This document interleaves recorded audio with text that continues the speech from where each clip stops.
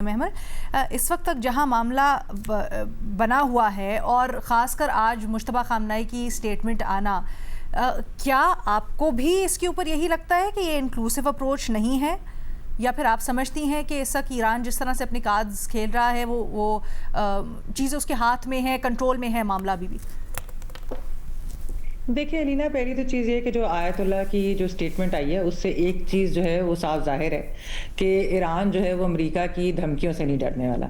ये जो सारी स्टोरीज़ भी आ रही हैं कि शायद एक अटैक दोबारा किया जाए, शायद ये दोबारा से जंग जो शुरू की जाए, तो वो बेसिकली एक मैसेजिंग अमेरिका के लिए भी है कि आप करना चाहते हैं आप करें, हम भी तैयार हैं। अच्छा, फिर अलीना दूसरी चीज़ जो है, हमने ये भी देखा था कि जो स्टोरीज़ आई थी अमेरिकी मीडिया के अंदर ही कि शायद जो है ये असेस कर रहे हैं अमेरिकी इंटेलिजेंस कि अगर ट्रंप डिक्लेयर कर देते हैं विक्ट्री, जो कि वैसे तो वो मेरे में कोई 100 दफ़ा कर चुके हैं ऑलरेडी ये इतने ये हफ्तों के अंदर, लेकिन अगर वो इस तरीके से डील के उस तनाजुर पे देखा जाए तो वो डिक्लेयर कर दे तो क्या ईरान की तरफ से रिएक्शन आएगा। तो मेरे ख्याल में इस स्टेटमेंट को उस तनाजुर में भी देखना चाहिए, क्योंकि इसके अंदर जो उन्होंने बात की है वो यही है कि अमेरिका की हार हुई है, ह्यूमिलिएटिंग डिफीट, इस तरह के जो है वो बात की गई है। तो ये भी एक अमेरिका को मैसेजिंग है कि आप अगर ये डिक्लेयर करना भी चाहें तो दुनिया जानती है कि, और आपके अपने मुल्क के अंदर भी, आपके अपने मीडिया के अंदर भी ये बात हो रही है कि ईरान ये जंग नहीं हारा,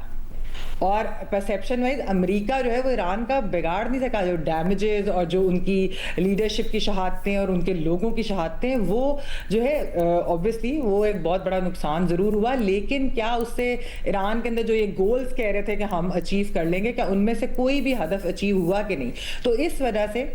ये एक उस तनाजुर के अंदर भी देखा जाए, ये वो वाला मैसेज है। अच्छा अलीना, देखें ये बात सही है कि बड़ा ही एक फ्रेजाइल किस्म का ओपन एंडेड सीज फायर है, क्योंकि इस तरह तो हमें कोई तारीख का भी नहीं मालूम। पिछली दफा तो हमें मालूम था कि अच्छा जी 2 हफ्ते के लिए इस दिन एक्सपायर हो रही है और उसके बाद एक्सटेंशन जो होगी,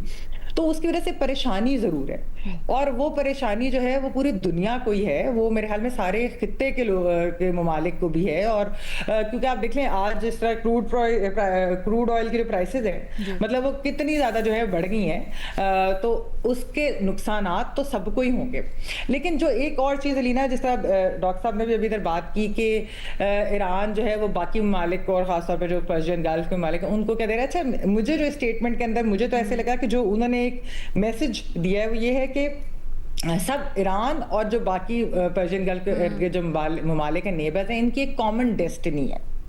वो बेसिकली ये कहना, उन्होंने साथ ये भी कहा कि ये जो आउटसाइडर्स बाहर से आकर और वो इस तरह की जो इंटरफेरेंस है वो करते हैं, यानी कि बेसिकली वो कहना चाह रहे हैं कि आप इनके ऊपर रिलाई ना करें। वो मैसेज ये है कि इससे बेहतर है कि अगर हम सब मालिक जो हैं, जो आपस में एक साथ बैठकर कोई जो है मामलात को आगे बढ़ाए, हल करें। जो ईरान ने वैसे भी अभी जिस तरीके से डिप्लोमेसी भी की है कि वो ओमान भी गए हैं, वो रशिया भी गए हैं, जो ये ट्राई स्टेट विजिट था, उसके अलावा उन्होंने सऊदी अरब और कतर के साथ भी जो उन्होंने बात की है, और भी वो जो अपने एलाइज और जो इर्द गिर्द के मालिक उनसे बातचीत वो कर रहे हैं पाकिस्तान के थ्रू भी। हाँ, अमेरिका और जो उनकी डील है वो तो एक अलहदा चीज़ है, लेकिन मेरे ख्याल में कि अब वो रैली ये कर रहे हैं कि हम अपने इन लोगों को थोड़ा सा, जो बाकी ममालिक, इनको रीअश्योर भी करें। हमने ये देखा है अलीना कि स्ट्रेट ऑफ हॉर्मुज़ के ऊपर, ये ईरान को भी मालूम है और ये सबको मालूम है कि चंद ममालिक ऐसे हैं, खासतौर पे गल्फ के अंदर भी, जिनको जो अमेरिका को भी पंप कर रहे हैं, आप एक तरह से जिस तरह कहते हैं ना, कि या उनको वो प्रेशराइज भी कर रहे हैं कि आप ना निकलें इधर से, क्योंकि ये ईरान के कंट्रोल में नहीं स्ट्रेट ऑफ हॉर्मुज़ हो सकती। ये जो चीज़ें, और हमने देखा है ये जो सारी जो एक नया जो हम नए न्यू वर्ल्ड ऑर्डर की बात करते हैं, तो ये रीजनल और ऑब्वियसली ग्लोबली भी ये चीजें काफी चेंज हो रही हैं। उसके अंदर कुछ अपने आप को सर्ट करने की कोशिश करें, लेकिन उनका जो लेंस है वो वो इजराइल और अमेरिकी लेंस से वो देख रहे हैं, वो अपने आप को उस ब्लॉक में डालना चाह रहे हैं। हालांकि मेरे ख्याल में कि एक्चुअली अगर सारी जो ये जीसीसी कंट्रीज और ये रीजनल वाले इकट्ठे हुए, ये अंदाजा होना चाहिए कि असल उनका कॉमन दुश्मन इजराइल है और अमेरिका तो उसका साथी है। तो उनकी इस चीज के अंदर कि वो ईरान के साथ कोई ईरान को डिस्ट्रॉय करने की कोशिश करें या अमेरिका का साथ दें, इस सारी चीज में इसका उन्हें फायदा नहीं होगा। इसका जो है ना सिर्फ पूरे खित्ते को बल्कि पूरी दुनिया को नुकसान होगा। तो मेरे ख्याल में कि ये जो सीज फायर है, आई होप कि ये भी खबरें आ रही है कि शायद नया जो ईरान के होगा ड्राफ्ट उनकी तरफ से चंद दिनों में जो है मिल जाएगा जी, वगैरह आ जाएंगे। तो ये बैक एंड फोर्थ जो है ये होती रहे और इसका फाइनली कोई ना कोई हल निकल आए, बेशक फिलहाल शॉर्ट टर्म निकले,